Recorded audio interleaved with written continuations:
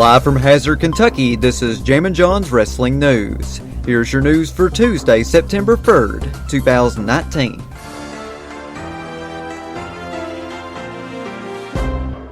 We start off with some breaking news out of All Elite Wrestling. Chris Jericho's AEW World Title was reportedly stolen in Tallahassee, Florida. The incident is not a work and was reported to Tallahassee police. A police blurb reveals details about the theft by saying, "The victim reported the theft of his championship wrestling belt while he was eating inside Longhorn Steakhouse. The victim stated he arrived at the Millionaire Club airport terminal and placed the belt inside his rented limousine. The limo driver shuttled the victim to Longhorn while the limo driver returned to the airport.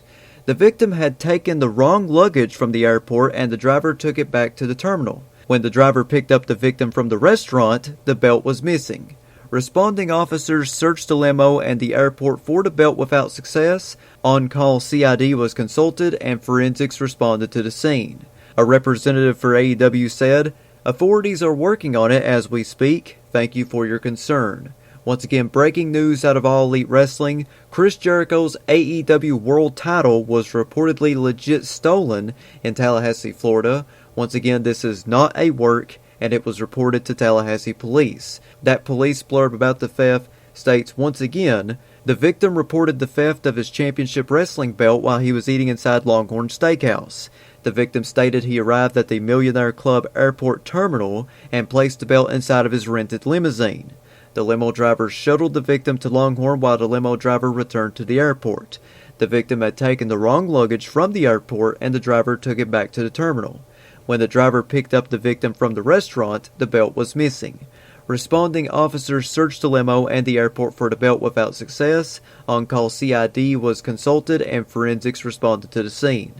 A representative for AEW stated, "Authorities are working on it as we speak. Thank you for your concern." Stay tuned to Jammin John's Wrestling News for any further breaking news updates on this story. Dave Meltzer of F4WOnline.com noted the following regarding WWE booking Ricochet vs. Samoa Joe vs. Baron Corbin in a King of the Ring tournament triple threat match for next week.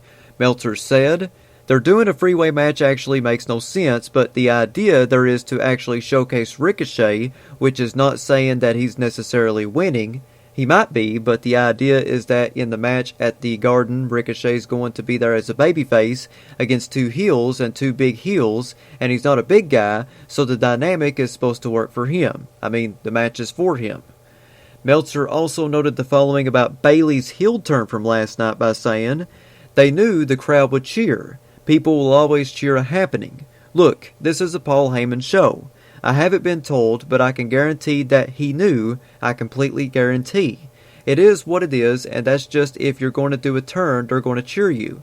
I just hope they don't end up booing Becky Lynch because that's not the goal.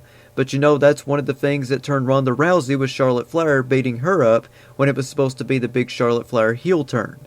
There was reportedly an altercation between AEW stars Sadie Gibbs and Bea Priestley after the Women's Casino Battle Royale match at All Out.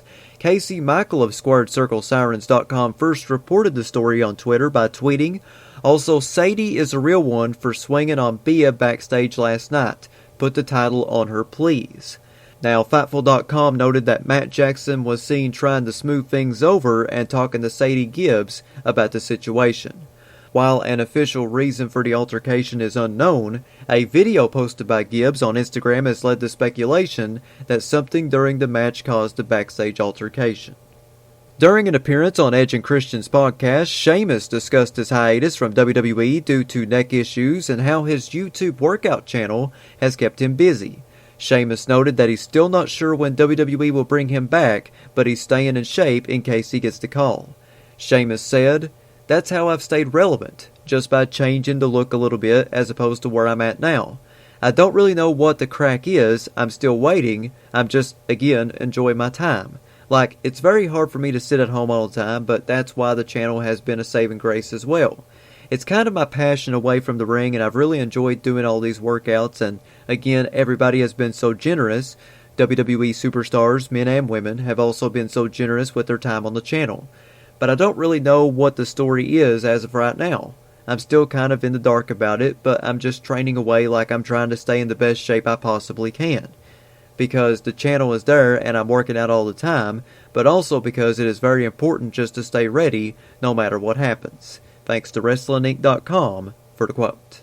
And finally, here on Jammin' John's Wrestling News, in an interview with BarstoolSports.com, Stephanie McMahon confirmed a long-time rumor about Vince McMahon.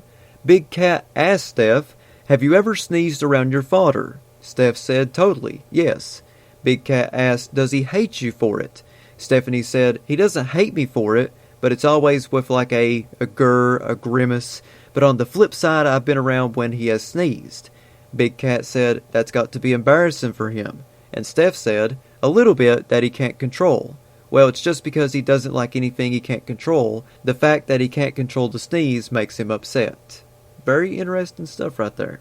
That is your news for Tuesday, September 3rd, 2019. Check back here tomorrow for another Jammin' John's Wrestling News Flash Briefing on Amazon Alexa devices, Spotify, YouTube, Stitcher, iTunes, and Player FM. Follow me on Twitter at John Caldwell, JONCOLWELL. Follow me on Instagram, The Jammin' John.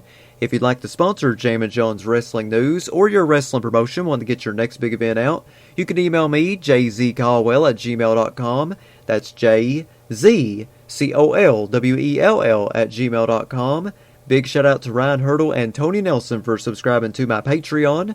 You too can subscribe to me by going to patreon.com/jamminjohn. I have free packages on there ranging from free to $7.